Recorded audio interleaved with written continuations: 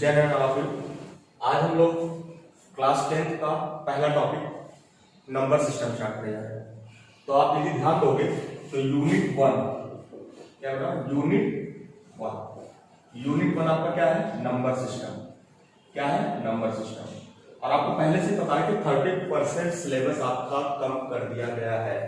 Means 30% का मतलब इस चैप्टर से भी कुछ टॉपिक्स गायब कर दिए गए। कौन सा टॉपिक गायब किया गया था? पहला जो टॉपिक था पुरानी एनसीईआरटी या नई एनसीईआरटी, क्योंकि एनसीईआरटी तो चेंज नहीं होनी है, बस आपको पढ़ना नहीं है। एनसीईआरटी नई नहीं आनी है, आपको उसी एनसीईआरटी को यूज करना है। जो टॉपिक हटा दिए गए हैं उनको हमें डिस्कस नहीं करना है। तो कौन सा टॉपिक बनाया गया यहां से? Euclid's division lemma. ये हमें नहीं पढ़ना है बेटा, इसे हमें नहीं पढ़ना है, बिल्कुल ध्यान रखना। हमें पढ़ना क्या है? 3 टॉपिक्स इसके अंदर पढ़ने हैं। दूसरा टॉपिक क्या था इसमें? Fundamental theorem of arithmetic. Fundamental theorem of arithmetic ये पढ़ना है। थ्योरम ऑफ अरिथमेटिक ये हमें पढ़ना है बेटा। दूसरा क्या पढ़ना है? डेसिमल एक्सपेंशन पढ़ना है। Decimal expansion. थर्ड क्या पढ़ना है बेटा? थर्ड हमें पढ़ना है, आपको याद होगा, proving of irrational number. Proving of irrational number. ये 3 चीज हमें केवल पढ़नी है इस पूरे टॉपिक में। तो बेटा बिल्कुल आप ध्यान रखना, नई एनसीईआरटी के चक्कर में ना पढ़ना, क्योंकि पुरानी एनसीईआरटी ही आपकी चलेगी, उसी को हमें फॉलो करना है। जो चैप्टर हटाया गया है उसको आप बाहर करो और अपने काम को आसानी से करो। बट यदि कोई पढ़ने में इंटरेस्टेड है, नॉलेज ज्यादा चाहता है, तो एक बार इनके कॉन्सेप्ट्स को जरूर देखिएगा। तो ये काफी अच्छी चीजें थी। Euclid division lemma basically HCF के लिए लोग यूज करते थे। कैसे हम highest common factor find out करते हैं by the help of Euclid division lemma. दूसरा फंडामेंटल थ्योरम ऑफ अरिथमेटिक क्या है, ये सब डिस्कस करेंगे हम। डेसिमल एक्सपेंशन क्या है, ये डिस्कस करेंगे। And proving of irrational number, ये 3 चीजें हम डिस्कस करेंगे। तो सबसे पहले हम लोगों ने अपनी पहली क्लास जब करी थी, कभी भी करी थी, तो सबसे पहले मैंने आपको नंबर्स के बारे में बताया होगा। सब लोगों को नंबर्स क्लियर होगा, जैसा कि मुझे जहां तक कंफर्म। तो नंबर्स का मतलब क्या था बेटा? फटाफट मैं रिवाइज कर रहा हूं। नंबर्स का मतलब क्या था? Group of digits. मतलब डिजिट्स के ग्रुप को क्या बोलते हैं? नंबर। सभी लोग अपनी कॉपी में ये ट्री जरूर बनाना, ये ट्री जरूर बनाना। इस ट्री को बना लोगे, दोबारा कभी लाइफ में ट्री बनानी नहीं पड़ेगी। तो means numbers group of digits. How many types of number? Real and imaginary. बेटा इमेजिनरी से आपका अभी कोई रिश्ता नहीं है, इमेजिनरी अभी आपको टच नहीं करना है। ये क्लास 11 में जब आप मैथमेटिक्स पढ़ोगे तब पढ़ोगे। लेकिन पहचानने के लिए क्या है? स्क्वायर रूट के अंदर यदि निगेटिव नंबर लिखा है, लाइक एज -√2, लाइक एज -√2, -√3, ये सब क्या होंगे बेटा? इमेजिनरी होंगे। उसके बाद इनके अलावा जो भी नंबर होगा वो क्या होगा? रियल। मतलब real number are those number that can be represented on the number line. जिसको नंबर लाइन का आप रिप्रेजेंट कर देते हो वो होता है इमेजिनरी, जिसको नहीं कर पाते वो होता है। उसी तरह से रियल नंबर के तरीके होते हैं, 2 तरीके के होते हैं, rational and irrational. Rational number क्या होते हैं बेटा? सबने बचपन से पढ़ा है, p/q की फॉर्म होनी चाहिए। जो p/q की फॉर्म होगा, and provided q is not equal to 0, वो रैशनल नंबर होगा। जो रैशनल नहीं है वो इर्रेशनल। मतलब रियल 2 तरीके का, जो रैशनल है p/q की फॉर्म, जो रैशनल नहीं है इर्रेशनल। अब रैशनल कितने टाइप्स का होगा? Integer and fraction, integer and fraction, integer and fraction. अब इंटीजर कितने टाइप्स का बेटा? On the basis of sign. ये सब चीजें मैं क्लास में डिस्कस कर चुका हूं बेटा, इसको आपको रिवाइज करना है और अपने दिमाग में बैठाना है। Positive integer, negative integer, 0, neither positive nor negative, non positive integer -∞ to 0, non negative integer 0 to ∞। ये आपका पूरा integers on the basis of sign. On the basis of nature, natural number सबने पढ़ा है, होल नंबर, इवन और odd, perfect number बताओ नहीं पढ़ा है, बट इस वे में नहीं पढ़ा होगा। आपसे कोई पूछता इंटीजर कितने टाइप्स के होते हैं, बस फटाफट मुंह खोलना शुरू, sir real number, whole number, ये सब एक तरफ से हो गए। बट आज के बाद नहीं बोलोगे। इंटीजर के दो टाइप्स के होते हैं, on the basis of nature and on the basis of sign. Sign के बेसिस पे 5 टाइप के होते हैं, on the basis of nature 3 या 4 टाइप होते हैं, जो भी होते हैं बता दीजिए। फ्रैक्शन 2 टाइप्स के होते हैं। कैसे बेटा? On the basis of one and on the basis of termination. This is our syllabus of 10th class. इसी को हम लोग बोलते हैं decimal expansion of numbers, decimal expansion of real number. ये हमें पढ़ना है बेटा, ये हमें पढ़ना है, ये हमारे क्लास 10 में है। तो बिल्कुल क्लियर होना चाहिए पानी की तरह कि हमें पढ़ना चाहिए क्लास 10 में। ये सारी चीज क्लास 8 और 9 में पढ़ चुके हो। Proper fraction, improper fraction and mix fraction, ये आप क्लास 9 तक पढ़ चुके हो। ये आपको 10 में पढ़ना है। क्लियर है एकदम फंडा। एनसीईआरटी का फंडा एकदम क्लियर होता है। जो क्लास 8 में पढ़ा है उसको हम 9th में नहीं पढ़ते हैं, बट उसका यूज करते हैं। जो 9th में पढ़ा है वो हम 10th में नहीं पढ़ते, बट उसका यूज करते हैं। जो 10th में पढ़ रहे हैं 11th में नहीं पढ़ेंगे, बट 11th में क्या करेंगे? उसका यूज करेंगे। इसी बेस पे एनसीईआरटी पर बनी हुई है। सारी एनसीईआरटी यदि आप पढ़ लेते हो क्लास 6 से लेकर 12 तक, तो मीन्स आपके पास नॉलेज फूट के भर जाएगा। लेकिन पढ़ना तो पड़ेगा बेटा। NCERT he one of the best book, और कोई दूसरी बुक को हम नहीं मानते। हाँ, प्रैक्टिस करने के लिए आपको क्वेश्चन चाहिए। किसी भी बुक से उठा लो, किसी भी नेट से उठा लो, जो मन करे वो करो, प्रैक्टिस करो, क्योंकि प्रैक्टिस करोगे तो ही नंबर आएंगे, जिसको भी नंबर लाना है। तो अब हम लोग चलते हैं बेटा 10th के टॉपिक्स पे। जो पहला टॉपिक हमारा क्या है बेटा? Fundamental theorem of arithmetics. Fundamental theorems of arithmetics, fundamental theorems of arithmetics, fundamental theorems of arithmetics. बिल्कुल दिमाग में बैठा लो, फंडामेंटल थ्योरम्स ऑफ अरिथमेटिक्स। कुछ नहीं है बेटा, सब करके आए हो, सब लोगों ने किया है। कुछ भी इसमें ऐसा नहीं है जो आपने नहीं किया है। Fundamental theorems of arithmetics. तो फंडामेंटल थ्योरम्स ऑफ अरिथमेटिक्स क्या है बेटा? कौन बताएगा? किसी को याद है? कोई नहीं बोलेगा। The fundamental theorems of arithmetic. Arithmetic क्या होता है बेटा? अरिथमेटिक्स उसमें बेसिकली आप सिंपल सा कोई कंपोजिट नंबर ले लो, कोई भी कंपोजिट। एग्जांपल समझो, पहले मैं डेफिनेशन बोल दूंगा। कोई भी कंपोजिट नंबर ले लो। हाँ ठीक, 12 ले लेते हैं, हमने 12 ले लिया, दैट इज कंपोजिट नंबर। बिल्कुल आप अपने दिमाग बैठा लो, करके आया हो क्लास 8 में। मैं कुछ नहीं कह रहा हूँ, क्लास 8 में किया है नहीं से, मैं 10th में पढ़ा रहा हूँ, क्लास 8 की चीज बता रहा हूँ। तो 12 इज अ कंपोजिट नंबर। ये आपका कंपोजिट नंबर है। अब बोलो सर फंडामेंटल अरिथमेटिक थ्योरम से क्या रिलेशन? कोई रिलेशन नहीं। आप 12 का एलसीएम निकाला जानते हो? कैसे करते थे? करो। सबसे पहले क्या करते थे बेटा? सबसे छोटा नंबर ले लेते थे। कैसे रहो? तो देखो मैं आपको तरीका बता रहा हूं कैसे आप करोगे। 2 6 क्या, फिर 2 से 2 3 क्या। अब देखो ये 2 से तो कैंसिल होगा नहीं, 3 से होगा। क्यों ऐसा क्यों करते थे? यहाँ देखो सारे प्राइम नंबर्स होते थे, होते थे कि नहीं होते थे बेटा? जब आप एलसीएम निकालते थे तो आपको पता था प्राइम नंबर की फॉर्म में डिवाइड करो किसी नंबर को प्राइम नंबर से डिवाइड करो और उसके प्रोडक्ट की फॉर्म में लिख दो। तो मींस एक कंपोजिट नंबर प्राइम नंबर की फॉर्म में आ गया। कैसे? 2 into 2 into 3। अब कोई बच्चा बोलेगा नहीं सर हम इसको ऐसे लिख सकते हैं, एक्सपोनेंट की फॉर्म में। अच्छी बात है, गुड।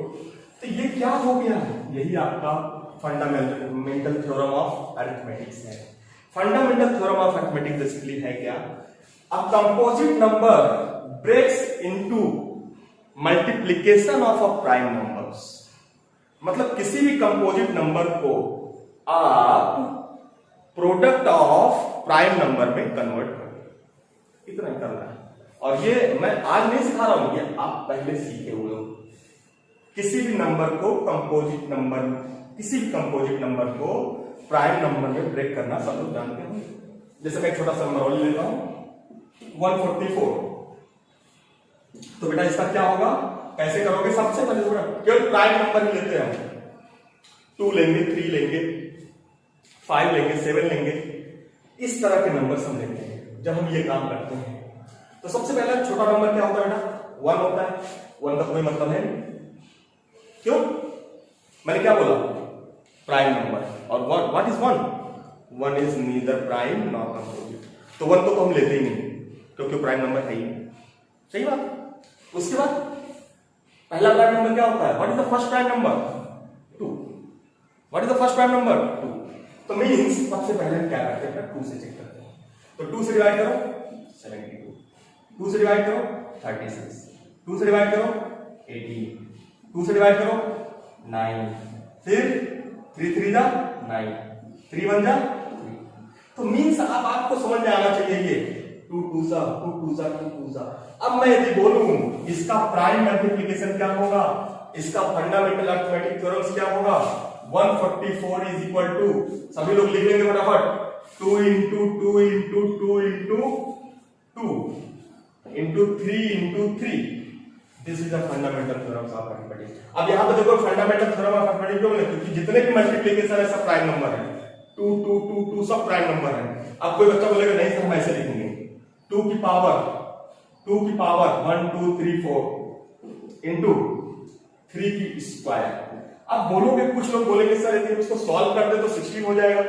हम गलत हो गए बेटा, आपको सॉल्व भी नहीं करना है, आपको ये करना है प्राइम नंबर के मल्टीप्लिकेशन की फॉर्म है, पावर से मतलब नहीं है, पावर से मतलब नहीं है। ये प्राइम नंबर है बेस, बेस को चेक करना है। बेस यदि प्राइम नंबर है that is follow the fundamental theorems of arithmetic. तो मींस अब आपको डेफिनेशन समझ में आ रही होगी। मैं डेफिनेशन रखने के लिए नहीं बोल रहा हूं, डेफिनेशन क्या बना सकते हो आप? सर बोल सकते हो sir fundamental theorem of arithmetics means a composite number breaks into multiplication of a prime number. A composite number can be break into multiplication of a prime numbers. लिख सकते हो सभी लोग, इजिली लिख सकते हो, मैं नहीं बोल रहा हूं। जितना आप ध्यान रखो, देखो डिफिनीशन रटोगे बहुत टाइम लगेगा, समझोगे बिल्कुल टाइम नहीं लगेगा, अपनी लैंग्वेज में लिखना सीखोगे कोई टाइम नहीं लगेगा, लेकिन यदि आप रट के काम करोगे तो आपको बहुत टाइम लगेगा। इसी तरह से मैं आपको इन द वेरिएबल फॉर्म बता दूं, एक डिफिनेशन ही मान लो, एक जनरलाइज फॉर्म, जैसे जनरलाइज होता है ना, कहते हैं सबके लिए फॉलो करेगा। तो लेट्स एज्यूम दैट, चलो हम लोग मान लेते हैं x is a composite number, x is a composite number, composite number, x क्या है? Composite number. तो मैं अपनी लैंग्वेज में लिख रहा हूं बेटा, ऐसा नहीं है कि मैं बुक से लिख रहा हूं, ये मैं अपनी लैंग्वेज में लिख रहा हूं, कॉन्सेप्ट्स वही लिख रहा हूं लेकिन मेरी लैंग्वेज है ये। इसी तरह आपकी अपनी लैंग्वेज हो सकती है लेकिन चीज वही होनी चाहिए। Means let x is a composite number, there prime factorisation, this या देयर मत देयर लिखोगे तो गड़बड़ हो जाएगा। एक नंबर है x is a composite number, it's prime factorisation, it's prime factorisation या prime factors p1, p2, p3 dot dot pn, it's prime factorisation और factors p1, p2, pn are possible. So what is the means of this? By the use of fundamental arithmetic theorems. By the use of fundamental arithmetic theorems. P1 into P2 into P3 into dot dot Pn. बेटा ध्यान रखना, base में हमेशा जैसे base, ये base हमेशा क्या होना चाहिए बेटा? बेस हमेशा क्या होना चाहिए? Prime number. बेस हमेशा क्या होना चाहिए बेटा? प्राइम नंबर होना चाहिए। यदि ये नहीं है तो आप फंडामेंटल अरिथमेटिक थ्योरम्स फॉलो नहीं कर रहे हो। एक एग्जांपल और देख लेते हैं इसी पे। सपोज आपको एक नंबर हमने दे दिया 90, अब हमने बोला फंडामेंटल अरिथमेटिक थ्योरम्स का यूज करके फैक्टराइजेशन फॉर्म लिखो। सिंपल सा, इतना लंबा हमें नहीं बोलना होगा बेटा, ये सब नहीं बोलते। फंडामेंटल अरिथमेटिक थ्योरम ये बिल्कुल बेकार की चीजें हैं, सिर्फ आपको पढ़ने के लिए बताया जा रहा है कि मैं कॉन्सेप्ट पढ़ा रहा हूं, आपकी बुक में लिख दिया गया। सीधा सा मैं बोलूं प्राइम फैक्टराइजेशन, किसी भी कंपोजिट नंबर का प्राइम फैक्टराइजेशन कर दो, that is what fundamental theorem of arithmetic. तो प्राइम फैक्टराइजेशन बोलना आसान है या ये? बिल्कुल नहीं। आप जिसमें देखो हमारा काम है minimum effort maximum output, not a maximum effort and silly output. हमारा काम है हमें कम काम करना है, अच्छा करना है। क्योंकि दुनिया लेबर की तरफ मूव नहीं कर रही है, अब दुनिया स्मार्टनेस की तरफ जा रही है। आप स्मार्ट तभी बनोगे जब आप मिनिमम टाइम में मैक्सिमम आउटपुट दोगे। इसको ध्यान में रखिए अपना काम करना, कभी भी बहुत अच्छा लगेगा। चलो आगे बढ़ते हैं, एक एक क्वेश्चन लिखते हैं। 90 what is the prime factorisation? सभी लोग कर लोगे? कैसे करोगे बेटा? प्राइम फैक्टराइजेशन का मतलब हम प्राइम फैक्टर ही लेंगे बेटा, उसमें भूल जाओ। सबसे पहले क्या लेंगे? 1 नहीं लेंगे, 1 is neither prime not composite. 2 is the first prime, 245। After that अब देखो 2 से कैंसिल आउट होगा? नहीं, पहले देखो 2 से नहीं होगा। अब दूसरा प्राइम नंबर क्या है? 3 से करो बेटा। 3 15 जा 45। फिर देखो 3 से होगा? 5। अब बोलोगे सर 3 से भी नहीं होगा, तो नेक्स्ट प्राइम देखो 4 नहीं लेंगे, क्यों? 4 इज नॉट अ प्राइम, 4 तो प्राइम नहीं है। नेक्स्ट प्राइम क्या है? 5, तो 5 से कैंसिल आउट होगा। हो गया बेटा? बस फटाफट इसको लिखो मल्टीप्लिकेशन की फॉर्म में, 3 into 3 into 5। अब कोई इसमें करना चाहे? देखो हमारी कंडीशंस क्या थी? बेस में प्राइम होना चाहिए, बेस में प्राइम होना चाहिए, बेस में प्राइम होना चाहिए। अच्छा, क्वाइट गुड। चलो एक क्वेश्चन और थोड़ा सा बड़ा सा कर लेते हैं। 432 आपको और क्लियर हो जाएगा प्राइम फैक्टराइजेशन कैसे करते हैं। 432 कैसे करोगे बेटा? सबसे पहले वही चीज, 1 is neither prime not composite. 2 2 जा 4, 2 1 जा, सब लोग करना जानते होंगे इसे। 2 1 जा 1, क्योंकि क्लास 6 में किया है, 8 में किया है। फिर 2 1 जा 0 8, फिर 2 5 जा 2 4, फिर 2 27, फिर बेटा अब देखो 2 से नहीं जाएगा, तो नेक्स्ट क्या होगा? 3 9 जा, फिर 3 से जाएगा। हमने 9 को नहीं लिया बेटा, क्योंकि मैंने बताया है 9 हम नहीं ले सकते। 9 is not a composite, 9 is a composite, हमें प्राइम लेना है। तो 3 3 जा 9, तो फिर 3 लोगे 1। अब यदि ध्यान से देखो 1 2 3 4, तो 2 की पावर क्या हो जाएगा बेटा? 4। मैं डायरेक्ट लिख रहा हूं बेटा, 3 की पावर क्या हो जाएगा? 3। This is a fundamental theorems of arithmetics, this is a fundamental theorems of arithmetics. तो मींस बेटा यही हमें करना था कि हमें प्राइम फैक्टराइजेशन की फॉर्म में ब्रेक करना था। इस पे बेस्ड क्वेश्चंस आते हैं, तो पहले आप इसे रिवाइज करिएगा। हम आपको बोर्ड वाले एक क्वेश्चन करवाएंगे, अच्छा सा क्वेश्चन। नेक्स्ट वीडियो में हम आपको वो क्वेश्चन करवाएंगे जो बोर्ड में आते हैं। बेटा देखो हमारा काम बिल्कुल ये नहीं है, हम ये चाहते हैं आप मिनिमम एफर्ट में मैक्सिमम आउटपुट गेन करो।